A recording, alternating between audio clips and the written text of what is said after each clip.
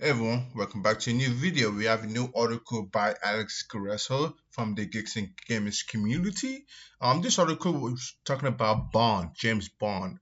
It's like a folklore, says screenwriter Steve Knight.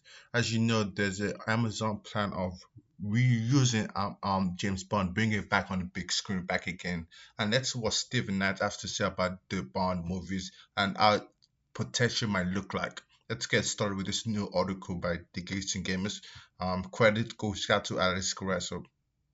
So while the world waits to see what Amazon does with James Bond in its first movie since acquiring the rights to the legendary character, the film screenwriter Stephen Knight has said he has been given free rein to do what he wants with Iron Film spy likely James Bond to Folklore. But this was given in an interview from Screen Daily, where Stephen Knight said he has been studying the SAS and even more the secret outfit and asking members of the service what they do every day to give 007 a sense of realism, something likened to author Ian Fleming's career, knowing that Fleming was living that life doing those things. And that gives him Fleming with him living those life, give him the idea of James Bond being brought written in the books and in the movies. And here's John Flynn as Infamy in Operation Manmade. And he called Infamy was recruited into the British Royal Navy in World War II, served under Rear Admiral John Godfrey. Fleming's service influenced the creation of James Bond, known as 007, who was a former commander in the Royal Navy, while the head of the British intelligence, M, was heavily based on Godfrey. M's real name is Sir Miles Mestre, a vice admiral in the Navy. Well, however, it sounds like Knight may change this aspect of the Bond history if it's talking to the SAS. He invoked Fleming again by saying that Bond's creator was such a great writer, and that a great writer has to know about the people. But is Knight interviewing a Navy officer or is he just taken to special forces and secret outfits? Of course, this isn't conclusive evidence that Knight is changing James Bond background, but its focus on the essays does instill doubt to fans, to creators, and those open for more faithful version of 007 than they may have gotten from Knight and Amazon. As we know, there's new 007 games. Critics are saying it's not that good. Critics are sometimes saying it's good. So it's a halfway. Fans are torn between the 007 games that's out there right now. And the article continues saying fans may have had fear since Amazon acquired this franchise of the acquiring of the franchise, but given this interview make the writer intention clear by saying Stephen Knight believed he had license to reinvent James Bond. And Knight defended this notion by calling 007 bulletproof and folklore. By this, Knight means that there have been mistakes and variation, quite elaborate variation made by past sensors you may know, made by past screenwriters, director, and producer, but that Bond has endured due to its mythical status. And I hope the Bond franchise continue because I love the Bond franchise. I have all 14 of the books and I love the movies. I've even couple of years I've been watching this movie starting from Doctor No and to No Time to Die. So let's continue this article. So is Knight admitting that he is about to change James Bond, or does he regard this past mistake, which he doesn't name, as something to avoid?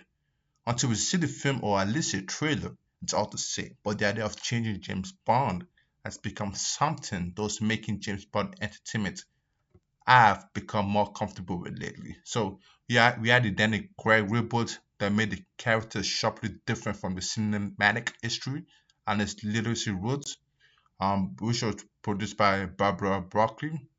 And the IO Interactive Cinematic Director said that the new Bond video games 007 First Light would reflect modern values.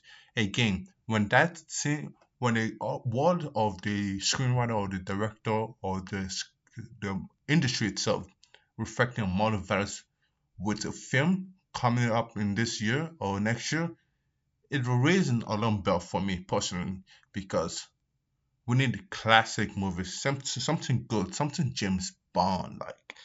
But having to reflect modern value also raised a red bell for me. So the studio behind Rings of Power, Fortune Still More change into the James Bond is not difficult to believe also, because we know Amazon is getting rights to James Bond to make movies, who knows, make TV shows, sell some video games, sell some merch. Yeah, you gotta make those profits somehow, right? And yes, again, Sean Connery as James Bond, Doctor No, one of the best James Bond, arguably most fans' favorites.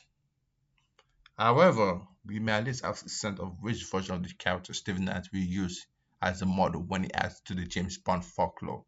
Asked about who is his favorite James Bond actor, Knight's answer, it was always Connery. Hey, good answer. Mentioned Bond's subtlety, confidence, escape from something as part of the 007 persona that everybody wants. When it comes to James Bond, especially on the screen, you can get more old school than Sean Connery.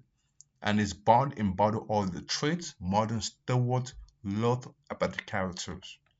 And he continues saying, Knight's appreciation of Connery legitimized hopes that the old 007 will be back, or it could be a mirage. Yeah, he's just saying this to make fans feel comfortable, make fans feel anticipated about this movie. So yeah, so the article continues say the anticipation is unbearable for Bond fans.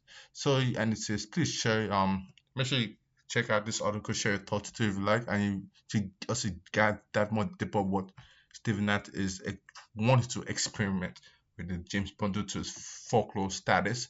And I wanted to share with the new Bond coming out, we haven't heard about who might play it, but last time we had the last Bond movie was No Time to Die. That was released back in 2021, only bringing about $774 million.